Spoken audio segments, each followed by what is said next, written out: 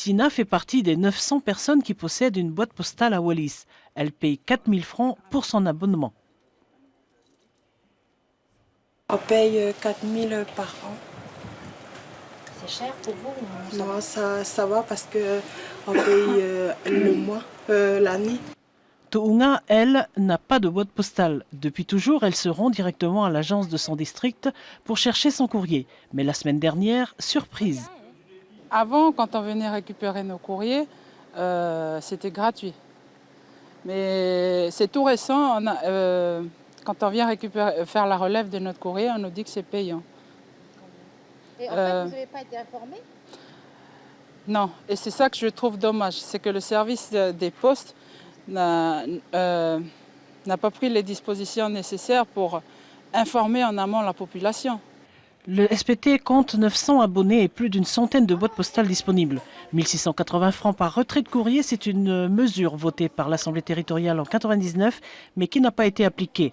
La nouvelle équipe en charge de la gestion du courrier a ressorti les textes et applique la mesure cette année. Lorsque des gens reçoivent leur courrier et qu'ils n'ont pas de boîte postale, nous remettons en fait leur courrier dans les boîtes postales du village. Les 1680, c'est le tarif qui a été voté donc, par l'Assemblée territoriale donc de 1999 exactement.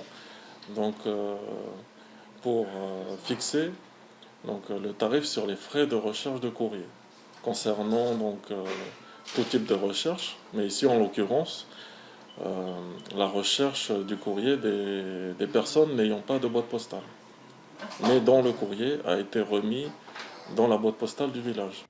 La facturation du courrier des sans-abonnés s'ajoute à plusieurs difficultés rencontrées par les usagers du SPT.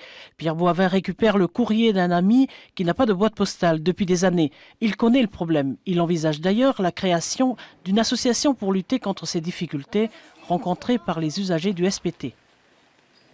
Alors 1680 francs la lettre, ça fait quand même cher. Très sincèrement, ça porte un nom, ça s'appelle de l'arnaque. C'est clair que ce sera un des points que nous traiterons dès que notre syndicat des usagers du SPT sera mis en place, que de faire disparaître cette mesure stupide qui ne peut que gréver le budget de personnes qui n'ont pas suffisamment d'argent.